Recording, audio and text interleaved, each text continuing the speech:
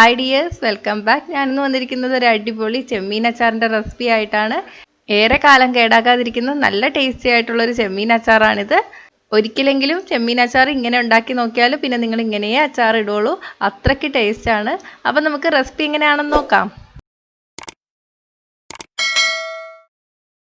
അപ്പോൾ ഇത് തയ്യാറാക്കാൻ വേണ്ടിയിട്ട് ഞാനിവിടെ 1 കിലോ ചെമ്മീനാണ് എടുത്തിരിക്കുന്നത്. ചെമ്മീൻ തോടോടുകൂടി 1 കിലോ ഉണ്ടായിരുന്നു കേട്ടോ. അപ്പോൾ കഴുകി വൃത്തിയാക്കിയപ്പോൾ കുറച്ച് കുറഞ്ഞാണ്, എന്നാലും കുഴപ്പമൊന്നുമില്ല.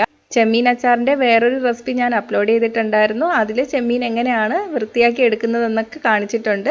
അപ്പോൾ അത് കാണാത്തവർക്ക് അതിൻ്റെ റെസിപ്പി താഴെ ഡിസ്ക്രിപ്ഷൻ ബോക്സിൽ കൊടുക്കാം. ചെമ്മീനിൽ കറുത്ത വെയിൻ പോലെ കാണും, അതൊക്കെ എടുത്ത് കളഞ്ഞിട്ട് വേണം വൃത്തിയാക്കി എടുക്കാൻ. ആദ്യം നമുക്കിത് മസാല പുരട്ടി വെക്കണം. അതിന് വേണ്ടിയിട്ട് 1 ടീസ്പൂൺ മഞ്ഞൾപ്പൊടി, 4 ടീസ്പൂൺ കാശ്മീരി മുളക് പൊടി, സാദാ മുളക് പൊടിയാണ് ചേർക്കുന്നതെങ്കിൽ എരിവിനനുസരിച്ചിട്ട് അളവിന് വ്യത്യാസം വരുത്താം. 1 ടേബിൾ സ്പൂൺ ഇഞ്ചി വെളുത്തുള്ളി പേസ്റ്റ്, 1 ടീസ്പൂൺ ഉപ്പ്. ഇതെല്ലാം കൂടി ചേർത്തിട്ട് നന്നായിട്ടൊന്ന് മിക്സ് ചെയ്തെടുക്കാം. ഇനി ഇത് 30 മിനിറ്റ് മുതൽ 1 മണിക്കൂർ വരെ മസാലയൊക്കെ പിടിച്ചു വരാൻ വേണ്ടിയിട്ട് മാറ്റി വയ്ക്കാം. ഇപ്പോൾ 1 മണിക്കൂർ കഴിഞ്ഞിട്ടുണ്ട്. ഇനി നമുക്ക് ചെമ്മീൻ വറുത്തെടുക്കാം. ഞാനിപ്പോൾ 1/4 കപ്പ് നല്ലെണ്ണയാണ് പാനിലോട്ട് ഒഴിച്ചു കൊടുത്തത്. അച്ചാറിന് ഏറ്റവും നല്ലത് നല്ലെണ്ണ തന്നെയാണ്. ഇപ്പം മീഡിയത്തിലാണ് ഇരിക്കുന്നത്. എണ്ണ ചൂടായിട്ട് വരുമ്പോൾ തീ സിമ്മിലോട്ട് ഇട്ട് കൊടുക്കണം. ഇനി നമുക്ക് ഇതിലോട്ട് ചെമ്മീൻ ചേർത്ത് കൊടുക്കാം.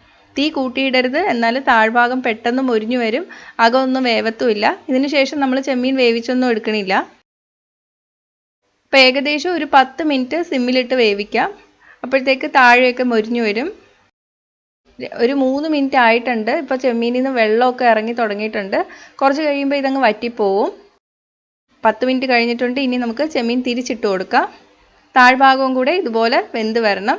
കണ്ടോ, കരിഞ്ഞൊന്നും പോയിട്ടില്ല. ഇനി താഴ്ഭാഗവും ഇതുപോലെ ആയി വരണം. ഇനി ഏകദേശം ഒരു 5 മിനിറ്റ് ഒക്കെ മതിയാവും. താഴെ പെട്ടെന്ന് തന്നെ ആയി കിട്ടും. ഇപ്പോൾ ഇതാ 5 മിനിറ്റും കൂടെ കഴിഞ്ഞിട്ടുണ്ട്. നന്നായിട്ട് മൊരിഞ്ഞു വന്നിട്ടുണ്ട്. ഇനി നമുക്കിത് കോരി മാറ്റാം.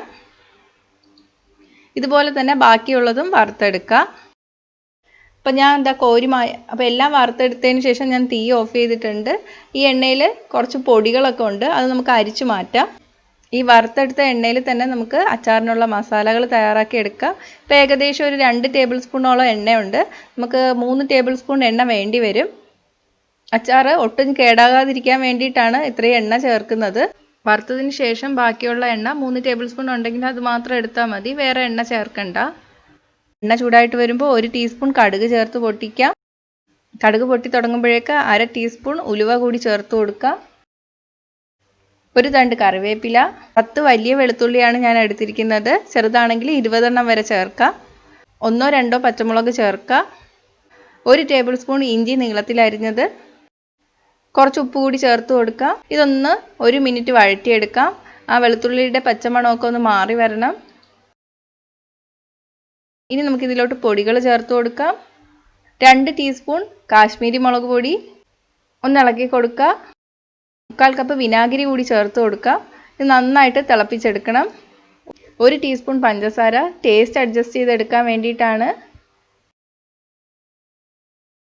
തിളച്ച് വരുമ്പോഴേക്കും നമുക്കിതിലോട്ട് വറുത്ത് വെച്ചിരിക്കുന്ന ചെമ്മീൻ ഇട്ട് കൊടുക്കാം. ഇനി ഇത് നമ്മൾ വറ്റിച്ചെടുക്കണം. ചിലർക്ക് നല്ല വറ്റിച്ചെടുക്കുന്നതായിരിക്കും, ചിലർക്ക് കുറച്ച് ചാറുള്ള അച്ചാറായിരിക്കും ഇഷ്ടം. 1 ടീസ്പൂൺ കുരുമുളക് പൊടി, ഉപ്പിൻ്റെ കുറവുണ്ട്, കുറച്ച് ഉപ്പ് കൂടി ചേർത്ത് കൊടുക്കാം. നന്നായിട്ട് ഇളക്കി കൊടുക്കാം. ഇനി ഇത് വറ്റിച്ചെടുക്കാം. ഇപ്പോൾ ഇതാ വറ്റി തുടങ്ങിയിട്ടുണ്ട്. ഇതിലോട്ട് 1/2 ടീസ്പൂൺ കായപ്പൊടി കൂടി ചേർത്ത് കൊടുക്കാം. നന്നായിട്ട് മിക്സ് ചെയ്യാം. നിങ്ങൾക്ക് വേണമെങ്കിൽ കുറച്ചും കൂടെ വറ്റിച്ചെടുക്കാം കേട്ടോ. നമുക്കിനി തീ ഓഫ് ചെയ്യാം. തണുക്കാൻ വേണ്ടിയിട്ട് മാറ്റി വയ്ക്കാം. തണുത്തതിന് ശേഷം മാത്രം കുപ്പിയിലാക്കി സൂക്ഷിക്കുക. അച്ചാർ കുപ്പിയിലാക്കുമ്പോൾ ഒട്ടും വെള്ളം നനവില്ലാത്ത കുപ്പിയിൽ വേണം ആക്കി വയ്ക്കാൻ വേണ്ടിയിട്ട്, ഇല്ലെങ്കിൽ ചീത്തയായി പോവും. 1 ദിവസം പുറത്ത് വെച്ചതിന് ശേഷം മാത്രം ഫ്രിഡ്ജിൽ വെച്ചാൽ മതി. ഇത് കുറേ കാലം കേടാകാതിരിക്കും, പക്ഷെ അത്ര കാലമൊന്നും നമ്മൾ ഫ്രിഡ്ജിൽ ഇരിക്കില്ല, പെട്ടെന്ന് തന്നെ തീരും. അത്രയ്ക്ക് ടേസ്റ്റാണ്. ഇപ്പോൾ ഗൾഫിലൊക്കെ പോകുന്നവർക്കും ഉണ്ടാക്കി കൊടുക്കാൻ പറ്റിയ നല്ല ടേസ്റ്റുള്ളൊരു അച്ചാറാണിത്. അപ്പോൾ എന്തായാലും ഒന്ന് ട്രൈ ചെയ്ത് നോക്കുക. ട്രൈ ചെയ്ത് നോക്കിയിട്ട് നിങ്ങളുടെ അഭിപ്രായം കമൻറ്റ് ചെയ്യുക. ഇഷ്ടമായെങ്കിൽ ലൈക്ക് ഷെയറും ചെയ്യുക, ഇഷ്ടപ്പെട്ടില്ലെങ്കിൽ ഡിസ്ലൈക്കും ചെയ്യുക. കൂടുതൽ റെസിപ്പികൾക്കായിട്ട് ചാനൽ ഇതുവരെ സബ്സ്ക്രൈബ് ചെയ്യാത്തവർ സബ്സ്ക്രൈബ് ചെയ്യാൻ മറക്കല്ലേ. അപ്പോൾ അടുത്ത നല്ലൊരു റെസിപ്പി ആയിട്ട് കാണാം. ബൈ.